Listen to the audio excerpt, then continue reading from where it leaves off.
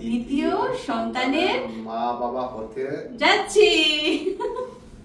ওরে আমার মিশারি যে লজ্জা পাইতেছে গো, লজ্জা পাইতেছে গো।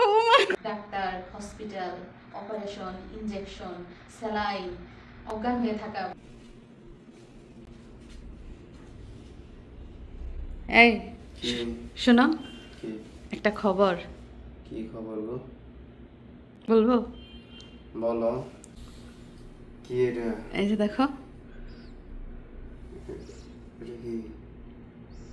মিশারির ভাই বোন হবে। হ্যাঁ সত্যি?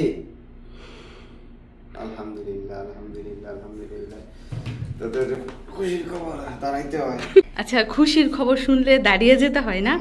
আচ্ছা, আমি জানতাম না, সত্যি কথা, এই ভদ্রতা আমি জানতাম না যে কেউ কোনো খুশির খবর বললে দাঁড়িয়ে যেতে হয়। আলহামদুলিল্লাহ।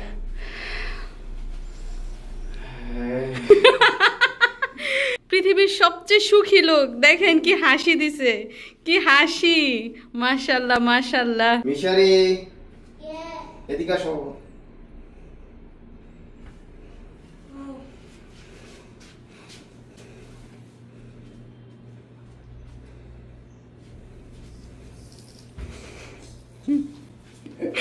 ওরে আমার মিশারি যে লজ্জা পাইতেছে গো, লজ্জা পাইতেছে গো। ও মা গো, ও বাবা, তুমি না বলেছ তোমার একজন খেলার সাথী লাগবে? এখন কি তোমার সিস্টার খেলার সাথী লাগবে না ব্রাদার খেলার সাথী লাগবে? যে কোনোটা হলেই হবে। এখন কি তুমি ওই ভাইয়া আপুর সাথে কি তুমি তোমার খেলনা শেয়ার করবা? তোমার সব খেলনা দিয়ে দিবা? লিটল সিস্টার ব্রাদারের সাথে ঝগড়া করবা? মনে থাকবে? এই যে আমার দর্শকরা কিন্তু সাক্ষী। তো মিশারির জন্য হসপিটাল থেকে তাড়াতাড়ি একটা ব্রাদার ওর সিস্টার নিয়ে আসো। ইনশাআল্লাহ ইনশাআল্লাহ। যাও বাবা, খেলা করে গিয়া। আসসালামু আলাইকুম। আজকের সুন্দর ভিডিওতে সবাইকে স্বাগত। তো আপনাদের জন্য একটা সুখবর রয়েছে, আকর্ষণীয় খবর। আমার অনেক দর্শকরাই অধীর আগ্রহে বসেছিলেন, কবে এই খবরটা শুনবেন, কবে জানবেন, কবে আমাদের মুখ থেকে আমরা বলবো। সেই খবরটা শুনতে আর অপেক্ষা করতে হবে না, আমরা খবর পেয়ে গেছি, আপনারাও পাবেন। খবরটা যেন কি? আমরা দ্বিতীয় সন্তানের মা বাবা হতে যাচ্ছি।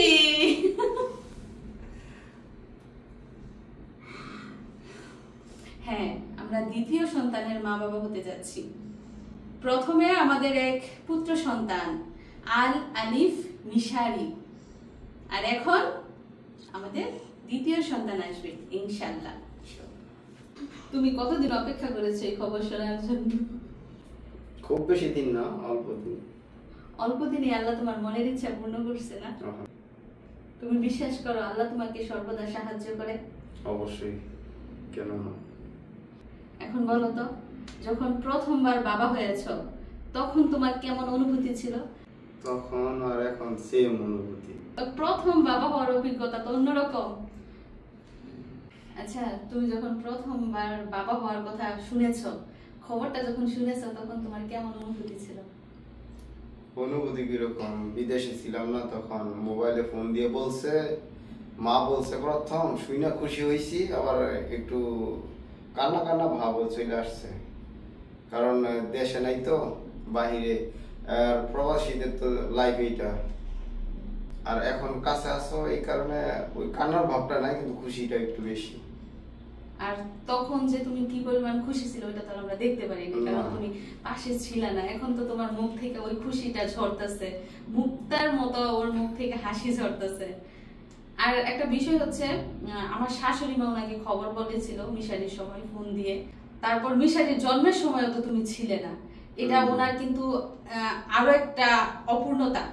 টেনশনে ছিলাম প্রচুর, মানে বিদেশ থেকে উনি অনেক টেনশন করছিল মিশারির জন্মের সময়। যাক আলহামদুলিল্লাহ কোনো সমস্যা হয় নাই। তো এই হচ্ছে বাবাদের অনুভূতি। মানে পুরুষ মানুষ কিন্তু তাদের অনুভূতি মুখে প্রকাশ করতে পারে না। দেখবেন পুরুষ মানুষ কান্না করলেও কিন্তু চোখ দিয়ে পানি পড়ে না, চোখ লাল হয়ে যায়।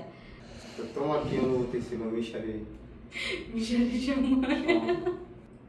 তো একটা মেয়ে যখন মা হয় তখন স্বাভাবিকভাবেই তার কাছে ভালো লাগা কাজ করে। আবার প্রথমবার যখন মা হয় তখন তো আরো বেশি ভালো লাগে। তো মা হওয়ার অনুভূতি তো সবারই একই রকম। সন্তানের মুখ থেকে মা ডাক শুনবে, এই অপেক্ষা তো সবাই করে। তো আমি কিন্তু খুবই ভীতু, আমার ভিতরে সব সময় ভয়টা কাজ করে। আমি একটা ইনজেকশন নিতেও ভয় পাই, আর সেই ভয়ে ভয়ে আমি এতদিন বাচ্চা নেই নাই। আর মিশারি হওয়ার পর আমার এই ভয় দেখে, আমার কষ্ট দেখে মিশারির আপু বলেছিল যে আমাদের আর বাচ্চার দরকার নাই, আমাদের একটা হলেই হবে। কিন্তু মিশারি যে বড় হয়ে গেছে সেই তার মানে সব অতীত ভুলে গেছে, কিন্তু আমি তো ভুলি নাই আমার কষ্টের কথা। কি কষ্ট আল্লাহ। যাই হোক, প্রেগনেন্সি কালীন সময়ে একটা মায়ের কিন্তু অনেক কষ্ট হয়, অনেক অসুখ থাকে। শোয়া থেকে উঠতে পারে না, রান্না বান্না করতে পারে না, ঠিক মতো খাওয়া দাওয়া করতে পারে না, চলাফেরা করতে পারে না, কতই না কষ্ট। তো মিশারি যখন প্রথম আমার গর্ভে আসে, যদিও আমার বয়স ছিল তখন 17 বছর, আমার 17 বছর বয়সে মিশারি আমার গর্ভে আসে। কিন্তু তখন না আমার কোনো অসুখ ছিল না, আমি বমি করেছি বলে আমার মনে হয় না। কোনো ঠান্ডা ছিল না, কাশি ছিল না, জ্বর ছিল না। কিন্তু এখন এসে আমার মনে হচ্ছে যে দুনিয়াতে যত অসুখ সব বুঝি আমার শরীরে, এমন ফিল হয়, এমন অসুস্থতা বোধ হয়। আর মিশারির সময় তো মিশারির বাবা ছিল বিদেশ, আমি ছিলাম শ্বশুর বাড়িতে।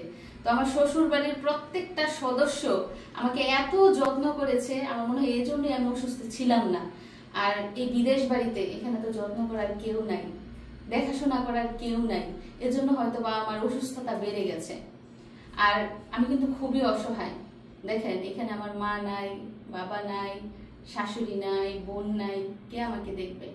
সারা দিন যদি ঘরের মধ্যে শুয়ে থাকি, না খেয়ে থাকি, তারপরেও কেউ দেখার মানুষ নেই, একটু সেবা করার মানুষ নেই। তো উনি হচ্ছে চাকরিজীবী, সেই সকালে চাকরিতে যায়, সারা দিন ডিউটি করে সন্ধ্যার পর বাড়ি ফিরে। তো একটা পুরুষ মানুষ সারা দিন ডিউটি করে সন্ধ্যার পরে আসলে কি তার ইচ্ছে করবে সংসারের কাজ করতে? না স্ত্রীর সেবা যত্ন করতে ইচ্ছে করবে? তারপরে উনি যতটা পারে আমাকে সাহায্য করে, আমাকে সাপোর্ট করে। আর আমিও ওনাকে প্রেশার দিই না, কারণ উনি চাকরি করে, এমনিতেই তো ওনার মাথায় কত প্রেশার, আবার কিসের প্রেশার দিব? তো আমি অসুস্থ থেকে যতটা পারি রান্না বান্না করি, সংসারের কাজ করি, ছেলেকে পড়াশোনা করাতে হয়, ছেলেকে কেয়ার করতে হয়। তো সবকিছু মিলিয়ে অনেকটা অসহায় অবস্থায় কিন্তু এখানে আছি। তো কবে দেশে যাব, দেশে যাওয়ার পর সবাইকে দেখব, সবার যত্ন পাবো, সেই আশাই আছি। মিশারির সময় তুমি পাশে ছিলে না, একবার কি তোমার ইচ্ছা আছে আমার পাশে থাকার? মানে এইখানে থাকি আর ওইখানে থাকি, তুমি পাশে থাকবাই। তো শুনে রাখছেন, উনি এবার আর কোনো ভাবেই আমাকে একা ছাড়বেন না, উনি সবসময় ছায়ার মতো আমার পাশে থাকবেন। আমি খুবই খুশি হয়েছি। তো ওনার অনুপস্থিতিতে মিশারির সময় কিন্তু আমার বিন্দু পরিমাণ কোনো অসুবিধা হয় নাই। আল্লাহ যেমন সহায় ছিলেন, আমার পরিবারের প্রত্যেকটা সদস্য আমাকে সাপোর্ট করেছে। তো বেশিরভাগ মেয়েদের দেখবেন প্রথম সন্তান জন্মের সময় বাবার বাড়িতে যায়, কিন্তু আমি কিন্তু বাবার বাড়িতে যাই নাই, আমি ছিলাম শ্বশুর বাড়িতে। তো একটা মেয়ে কতটা আদর যত্নে থাকলে বাবার বাড়িতে না গিয়ে শ্বশুর বাড়িতে থাকে, এখন ভাবেন। মিশারি যখন আমার পেটে ছিল তখন আমার শ্বশুর বেঁচে ছিলেন, আমার যখন যেইটা লাগতো আমার শ্বশুর এনে দিতেন। তারপর আমার দেবর দেশে ছিল, দেবর এনে দিত। আমার ননদরা বেড়াতে আসলে কত কিছু নিয়ে আসতো, মানে সবাই আমাকে এত যত্ন করতো, এত কিছু খাওয়াতো যে আমি মানে বাবার বাড়ির কথা ভুলেই যেতাম যে আমার ওইখানে যেতে হবে, বাবার বাড়িতে না গেলে আমার উপাস লাগবে। তো এরকম লাগতো। তো আমাকে হসপিটাল নিয়ে যাওয়ার আগে আমার ননদ ছোট্ট বাচ্চা নিয়ে, তার হাজবেন্ডকে নিয়ে রাত 2টায় সেই মোটরসাইকেলে করে শীতের রাতে বাড়িতে চলে এসেছে। শীতের রাতে মোটরসাইকেলে করে ছোট্ট বাচ্চা নিয়ে বাড়িতে চলে এসেছে আমার অসুস্থতার খবর শুনে। কতটা কেয়ারিং তারা, আমার মা, বাবা, শাশুড়ি, শ্বশুর, দেবর, ননদ, ননদের জামাই, সবাই আমাকে হসপিটালে নিয়ে যায় এবং সবাই আমাকে এত সাপোর্ট করে যে আমি মানসিকভাবে একটা সাহস পাই, একটা শক্তি পাই। যদিও আমার হাজবেন্ড আমার পাশে ছিল না, কিন্তু উনি আমাকে সবসময় মেন্টালি সাপোর্ট করতো। যাই হোক, আল্লাহর রহমতে প্রথমবার মা হয়েছি, কোনো অসুবিধা হয় নাই, কোনো অসুস্থ হয় নাই। কিন্তু দ্বিতীয়বার এসে এখন অনেকটাই অসুস্থ। আমাকে দেখলে হয়তো আপনারা বুঝবেন না, তো এটাই বলছি যে শ্বশুর বাড়ির সাপোর্ট থাকলে এবং বাবার বাড়ির সাপোর্ট থাকলে কখনো কিন্তু কোনো মেয়ে অসহায় থাকে না। আমার মা বাবা যেমন আমাকে যত্ন করেছে, আমি শ্বশুর বাড়িতেও কিন্তু ঠিক একই রকম যত্ন পেয়েছি। যাই হোক, যেটা বলছি, বিদেশ বাড়ি, এখানে দেখাশোনা করার মতো কেউ নাই। হাজবেন্ড যতটা পারে তার কাজ সেরে আমাকে সেবা যত্ন করার চেষ্টা করে। তো তুমি বলো, তুমি সর্বশেষ কি বলতে চাও? আল্লাহর কাছে তোমার কি বলার, কি প্রাপ্তি তুমি আল্লাহর কাছ থেকে পেয়েছো? আল্লাহ সবাইকে সুস্থ রাখুক, ভালো রাখুক, তোমাকে সুস্থ রাখুক, ভালো রাখুক, আর সবার উপর রহমত নাযিল করুক। আমিন। আসলে আল্লাহর দানের কোনো শেষ নেই। বান্দা যখন পরিচ্ছন্ন মনে, পবিত্র মনে আল্লাহর কাছে কিছু চায়, আল্লাহ কখনো খালি হাতে ফিরায় না। যদিও মিশারি হওয়ার পরে আমি অনেক বছর ধরে আল্লাহর কাছে চাই না যে আল্লাহ তুমি আমাকে একটা সন্তান দাও, শুধু ভাবি যে আরো কিছুদিন পর, আরো কিছুদিন পর, সময় হোক, সময় হোক।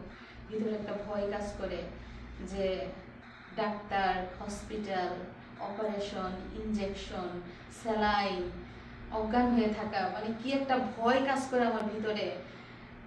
এইটা ভেবে আমি মানে দেরি করি যে আর কিছুদিন যাক, আর কিছুদিন যাক, আরেকটু সাহস হোক, আরেকটু সাহস হোক। এমন করতে করতে বেশ কিছু বছর পার করে দিয়েছি। তো আমার পরিবারের সদস্যরা সবাই সবাই খুব তাগাদা দিচ্ছে আমাকে যে কবে কবে কবে শুনবো সুখবর, কবে শুনবো সুখবর, শ্বশুর বাড়ির সবাই। তো ভাবলাম যে একটা রিস্ক নিয়েই নেই। মিশারিরও দরকার ভাই বোনের, আর একটা সন্তানে তো হয় না। একটা লাঠি সহজেই ভেঙে ফেলা যায়, যদি 2টা লাঠি থাকে ভাঙতে একটু সময় লাগবে, যদি 3টা লাঠি থাকে তাহলে ভাঙতে আরেকটু সময় লাগবে। তো এটা ভেবে ভাবলাম যে থাক, মরি আর বাঁচি, একটা রিস্ক নিয়েই নি। যদিও বাকিটা আল্লাহর ইচ্ছা, আল্লাহ কতটা হায়াত দিয়েছে আমাকে, কতটা সুস্থ রাখবে সেটা জানি না, কিন্তু ওই যে ভিতরে একটা ভয়, অপারেশন, ডাক্তার, হসপিটাল, ইনজেকশন, ও আল্লাহ, এগুলা ভাবতে গেলে আমার এত ভয় লাগে, যেই কারণে আমি এতদিন ওয়েটিংয়ে ছিলাম, হোল্ডিংয়ে ছিলাম। কিন্তু যাই হোক, সবই আল্লাহর ইচ্ছা। আল্লাহ সময় মতো আমাদেরকে পুরস্কৃত করেছেন। হে আল্লাহ, তুমি বাকি দিনগুলা ভালো নিও, দুনিয়াতে সুস্থ স্বাভাবিক সন্তান দান করো। আর আপনারা আমাদের জন্য দোয়া করেন, আল্লাহ যেন সব সময় আমাদের উপর সহায় থাকে। এই পর্যন্ত আল্লাহর কাছে যা চেয়েছি কখনো খালি হাতে ফিরাই নাই। হে আল্লাহ, তুমি কখনো আমাদেরকে নিরাশ করো না, তুমি আমার জন্য দোয়া করো, আমি যেন সুস্থ থাকি। আল্লাহ যেন আমার ভিতরে সাহস দেয়। আমার যে একটা ভয়, একটা আতঙ্ক, আল্লাহ তুমি আমার ভিতরের ভয়টা দূর করে দাও। আমার ভিতরে তুমি অনেক সাহস দাও, অনেক সাহস দাও। একটা মা হওয়া কিন্তু খুব কষ্টের। যদিও সন্তান যখন বড় হয়ে যায় সব ভুলে যায়, মাকে ভুলে যায়, বাবাকে ভুলে যায়, মায়ের কষ্টগুলো ভুলে যায়।